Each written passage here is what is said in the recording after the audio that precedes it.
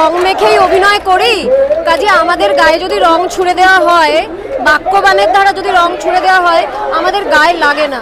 কারণ আমাদেরকে বহু মানুষ বহু যুগ যুগান্ত ধরে রং মাখা পাবলিক বলে গালাগাল দেয়। তো এই গালাগালিটা আমাদের সয়ে গেছে। কাজে আপনারা যদি আমাদের গায়ে কোনো যে কোনো রং ছুড়ে দেন আর কি, গেরুয়া হোক, সবুজ হোক, নীল হোক, সাদা হোক, লাল হোক, কোনোটাই আমাদের গায়ে লাগবে না। কারণ আমরা জানি তো, আমি জানি তো আয়নার সামনে দাঁড়িয়ে আমি কিসের প্রতিবাদে নেমেছি। আমার কাছে সেটাই যথেষ্ট।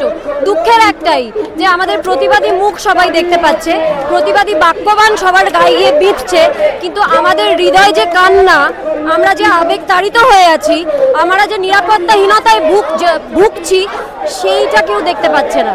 আমাদের আবেগ, আমাদের কান্না, আমাদের কষ্ট, আমাদের মায়েদের কান্না কেউ শুনতেও পাচ্ছে না, কেউ দেখতেও পাচ্ছে না। এটা বড্ড দুঃখের।